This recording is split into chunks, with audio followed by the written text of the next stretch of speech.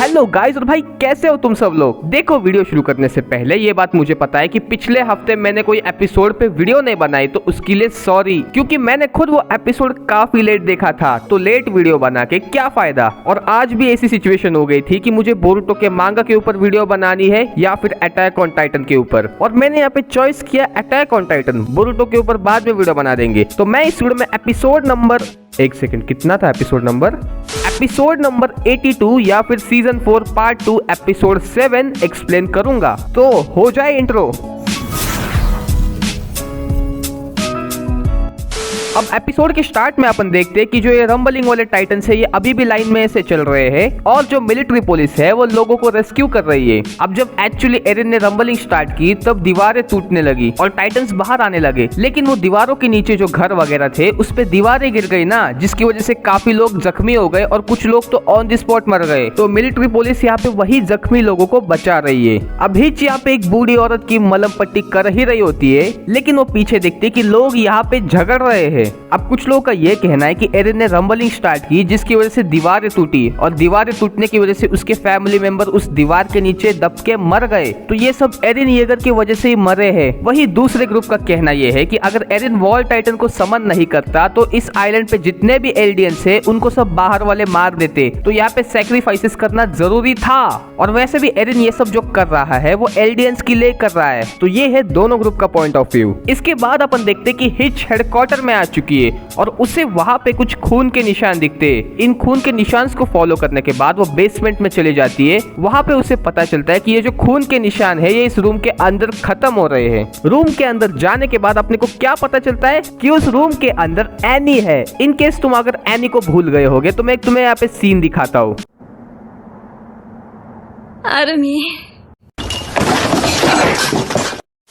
आया कुछ याद? हाँ, ये वही नॉटिगल है जिसके ऊपर आर्मिन का बहुत बड़ा क्रश था, AKA अपनी फीमेल टाइटन। अब यहाँ पे एनी हिच को ऐसे पीछे से पकड़ लेती है और कहती है कि अगर तूने थोड़ी सी भी हिलने की कोशिश की तो मैं तेरा गला काट दूंगी। लेकिन यहाँ पे होता क्या है, हिच एनी को सीधा पटक देती है और कहती है कि तुम काफी वीक हो चुकी हो। मुझे तो ऐसा लग रहा था कि पीछे से मुझे किसी बुढ़ी ने पकड़ा है। तो भाई ये तो बहुत ही गंदी बेइज्जती मार दी। अब हिच यहाँ पे ये सोच रही है कि मुझे इसको फटाफट बेसमेंट में लेके जाना होगा, क्योंकि एनी के लिए एक बहुत बड़ा खतरा है। लेकिन एनी यहाँ पे ये कहती है कि ये सब पॉइंटलेस है, क्योंकि वो कभी भी टाइटन में ट्रांसफॉर्म हो सकती है। तो उसके पास एक ही चॉइस है कि वो उसका साथ दे। इसके बाद अपन देखते हैं कि दोनों घोड़े के तबेले में आ चुके हैं। तो इससे अपने को क्या पता चलता है कि हिच एनी की मदद करने को तैयार हो गई। अब एनी यहाँ पे ये कहती है कि चलो अच्छा है, तुम जो लड़कों की कंप्लेंट्स करती थी अब वो मुझे सुनने की जरूरत नहीं है। ये सुन के हिच थोड़ा शॉक हो जाती है और कहती है कि तुमको कैसे पता ये बात। तो एनी यहाँ पे बताती है कि भले ही वो हार्डनिंग में थी लेकिन वो होश में थी, मतलब सामने वाला क्या बात कर रहा है उसे वो सुन सकती थी। तो पता नहीं लड़की ने कितने लोगों के सीक्रेट सुने होंगे, और स्पेशली अरमिन के।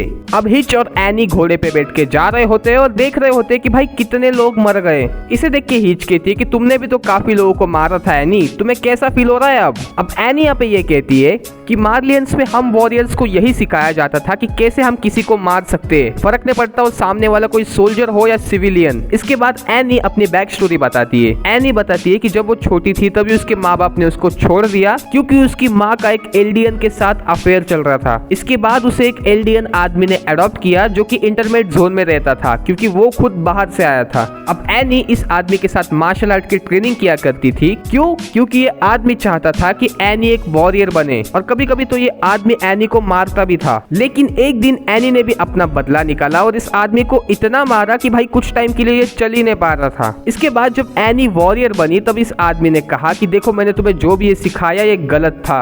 और बाद में एनी को पता चलता है कि वो जो आदमी था वो उसका फादर था। हाँ, तुमने सही सुना, लिटरली उसका फादर था वो। अब एनी कहती है कि मुझे फर्क नहीं पड़ता, मुझे बस अपने फादर के पास जाना है। जिसके रिप्लाई में हिच कहती है लेकिन अगर तुम वहां पे गई भी तो तुम्हें वहां पे सिर्फ लाशें देखने को मिलेगी। क्यों? क्योंकि भाई सारे टाइटन्स मार्लियंस को वैसे भी मारने वाले। इसके बाद सीन शिफ्ट होता है मार्लिया के ऊपर, जहाँ पे इंटरमेट जोन में सारे एल्डियंस ऐसे डरे हुए हैं। एनी का फादर सोल्जर से कह रहा है कि देखो रंबलिंग स्टार्ट हो चुकी है, एरिन येगर यहाँ पे आने वाला है और हम सबको मारने वाला है, कुछ करो तुम। इसके बाद सीन आता है तुम्हारा फेवरेट अरमिन और मेरी फेवरेट मिकासा सका। अब मिकासा यहाँ पे ये कहती है कि क्या तुम सच में कॉनी को यहाँ पे रोकने वाले हो? जिसके रिप्लाई में आर्मिन कहता है मेरे को यहाँ पे रोकना ही पड़ेगा, नहीं तो गैबी मेरे पे भरोसा नहीं करेगी। और वैसे भी ये 2000 सालों से जो कॉन्फ्लिक्ट चल रहा है टाइटन के बीच में, मुझे ये खत्म करना है और इसे खत्म करने के लिए मुझे फैल्को को बचाना पड़ेगा, क्योंकि अगर उसने फैल्को को बचाया तो वो राइनर और कार्ड टाइटन के साथ निगोशिएट कर पाएगा। इसके बाद मिकासा कहती है कि मैं क्या करूं?